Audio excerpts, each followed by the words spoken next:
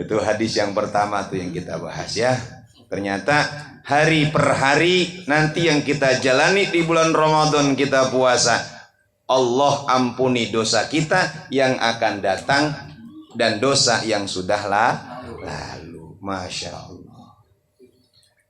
Wa qala sallallahu alaihi wasallam, lan dawuh sapa jeneng Nabi sallallahu alaihi wasallam, lau azinallahu ta'ala lis samawati wal ardi, jikalau seandainya Allah izinkan langit dan bumi, antatakallama, bahwa mereka bisa berbicara, laqalata, maka mereka berkata, busyra liman shoma ramadhana bil jannah, busyra, gembiralah, liman, bagi orang, shoma ramadhana, yang berpuasa di bulan Ramadan, bergembira bil jannati, dengan surga.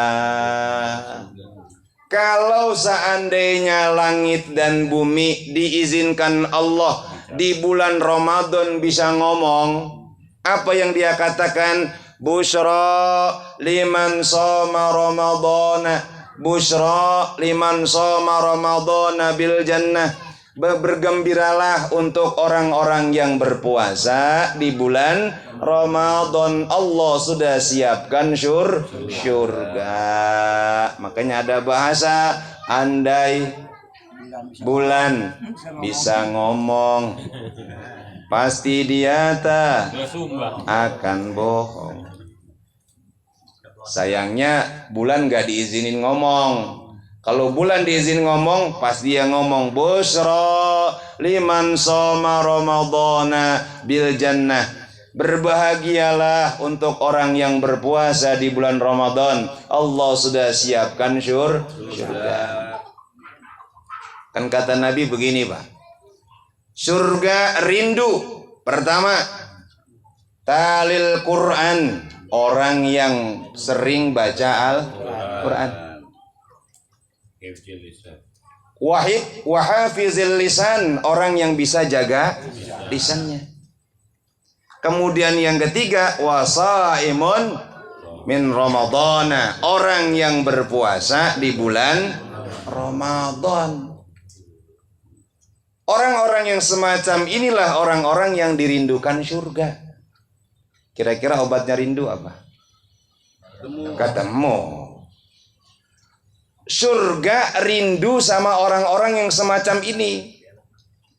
Kalau rindunya mau terobati, artinya apa? Orang-orang yang dirindukan ini harus masuk surga. Kalau belum masuk surga, berarti belum lepas rindunya. Pokoknya bagaimanapun juga, surga pengen dimasukin orang-orang yang dirindukannya. Artinya orang-orang yang semacam ini nih, seperti kita kalau bisa mau jalanin, kita termasuk orang yang pastinya masuk ke dalam surga. Dan sekarang pun surga sedang merindukan kita. Zaman sekarang orang hidup 1x24 jam, mereka dikasih kesempatan, ya, nikmat dikasih, betul nggak? Nikmat dikasih, makan dikasih, badan sehat, semua dikasih.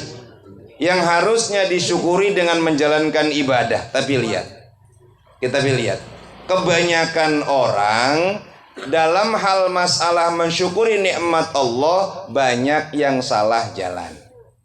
Dan godaan terbesar dari apa? Handphone. Godaan terbesar dari handphone. Kita kalau kita mau hitung ya, berapa kali megang handphone dalam sehari semalam, dengan kita megang Al-Quran dalam sehari semalam, belum tentu ada perbandingan di situ. Jangan-jangan 100 banding 0. Bener kagak ini? Baru baca Quran besok Ustadz kalau udah mulai Ramadan. Makanya begini, sering saya bilang, Bu, saya bilang begini, Bapak, kalau kita baca Quran di bulan Ramadan, kita start. Sekali baca 3 juz, sekali baca 5 juz. Dapat 5 hari ngaku hatam sekali. Dapat 1 bulan ada yang bilang 6 kali hatam. Ada yang 15 hari sudah 3 kali hatam. Macam-macam pengakuannya. Hebat. 3 hari bisa hatam. Berarti sekali baca 10 juz yang malam. Betul nggak? Ada yang 5 hari hatam. Berarti dalam sehari semalam dia baca 6 juz. Cakep. Tapi kalau selesai Ramadan berhenti baca Al-Qur'annya, ini mah nggak ada apa-apanya, biasa. Yang hebat tuh bukan begini, yang hebat tuh begini nih. Dari dulu sampai sekarang Ramadan nggak pernah hatam. Tapi selesai Ramadan baca Qur'annya nggak berhenti. Terus walaupun sehalaman juga sampai sekarang baca Qur'annya masih begitu aja. Sehalaman tutup, selesai Ramadan lanjut sampai sekarang. 5-6 bulan baru hatam sekali. Ini lebih dicintai Allah daripada yang pertama. Betul nggak? Karena kalau bahasa Nabi mah ahabbul a'mali ilallah adwamuha wa in qalla. Amal-amal yang paling dicintai Allah adalah amal-amal yang dilakukan sangat mudawamah. Walaupun sedikit. Makanya kita nih kalau mau jadi orang yang dicintai Allah dalam hal tilawatil Quran, mulai buka dari sekarang. Nih kagak Quran dicari ketemu di lap. Kata binnya, "Bang mau baca Quran kagak, wing lap aja. Buat besok persiapan Ramadan." Ini kan udah bulan apa ini? Rajab udah lewat Isra Mi'raj, berarti sebentar lagi Sya'ban, begitu katanya. Iya, kita kata kali mau mulai baca Quran, gak taunya apa, ngelap doang biar bersih. Entar bulan Ramadan baru dibaca. Kagak taunya Ramadan kagak dibaca. Kata bila kemarin ngelapin bukannya mau baca bulan Ramadan. Entar Ramadan masih awal-awal. Pertengahan Ramadan diingetin lagi lah, "Bang udah pertengahan ini nggak baca Quran." Udah ntar masih banyak hari Ramadan kan baru pertengahan. Lama-lama udah mau lebaran baru buka Quran. Orang-orang udah bolak-balik hatam dia baru alif lam mim aja. Jangan begitu ya. Ingat, pikirin. Nih Al-Quran nih yang kita baca, rutin kita baca, sama dengan kita menjadikan Al-Quran sebagai sahabat. Kalau Al-Quran kita jadikan sebagai sahabat, teman dalam hidup kita setiap hari, besok Al-Quran dikala kita menghadapi kesulitan di alam akhirat, dia akan siap membela sampai kita masuk ke dalam syurga. Adapun handphone rusak, kalaupun handphonenya awet sampai mati nggak rusak, pasti ditinggal. Apa besok hari kiamat dia bisa datang ngasih syafaat? No. Ente panggil Vivo, tolong Vivo. Kata yang punya, lu belum lunas cicilannya. Zaman sekarang kan orang banyak punya handphone, nggak mesti apa tuh lunas, bisa jadi nyicil. Begitu nyicil belum kelar kiamat. Umpama. Makanya yang kita mesti renungkan begini Pak. Kemarin makanya kita bahas hikmah Isra Mi'raj. Dikit saya ulas. Kan kemarin kita cerita tuh, begitu Nabi dalam perjalanan dipanggil kan sama wanita cantik dengan perhiasan yang begitu banyak nempel di tubuhnya, itu udah cantik, perhiasannya banyak. Kalau bahasa orang Betawi, perhiasannya merapak, cakep-cakep, indah-indah, menarik dan menggoda. Dipanggil, "Ya Rasulullah, Muhammad, tunggu sebentar, saya mau bertanya." Jangankan Nabi berhenti, noleh aja enggak. Nabi bertanya, "Siapa Jibril?" Kalau kata Jibril, itu adalah perumpamaan dunia.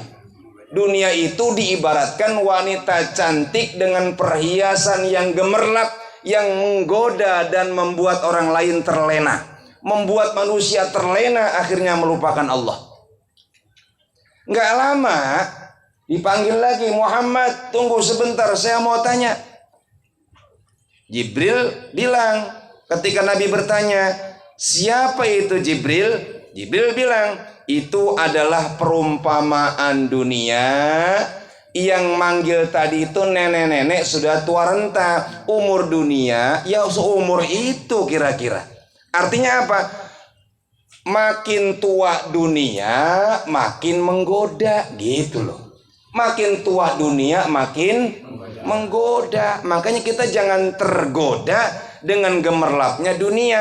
Karena dunia sudah tua. Kalau sudah tua tinggal tunggu matinya, alias dunia ini tinggal tunggu kiamatnya. Betul kagak ini? Jangan terlena kita. Ya, gara-gara handphone ngajinya lupa. Gara-gara handphone belajarnya lupa. Tuh anak-anak kita kerjaannya. Betul nggak?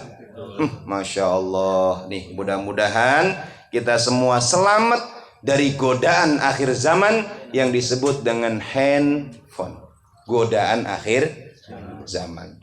Cuma handphone ini bisa bermanfaat, bisa enggak, tergantung siapa yang megang.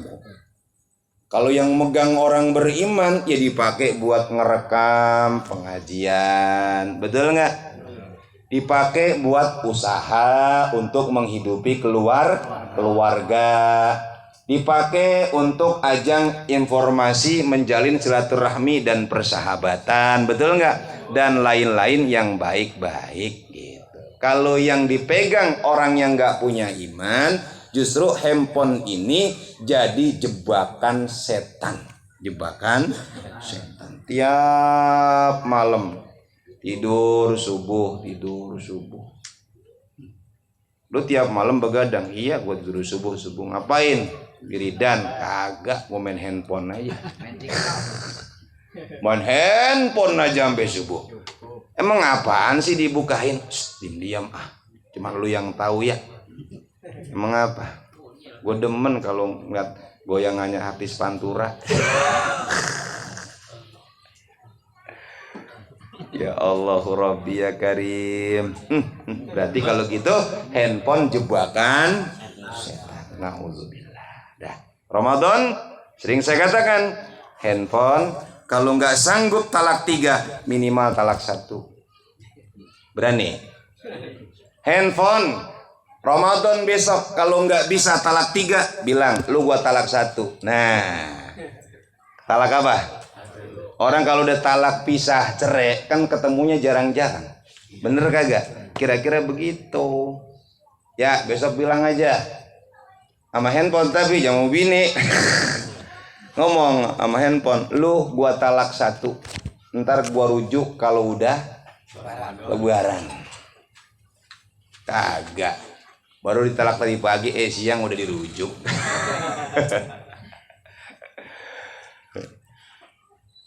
Ya Allah, ini zaman sekarang nih. Mudah-mudahan selamat ya. Amin.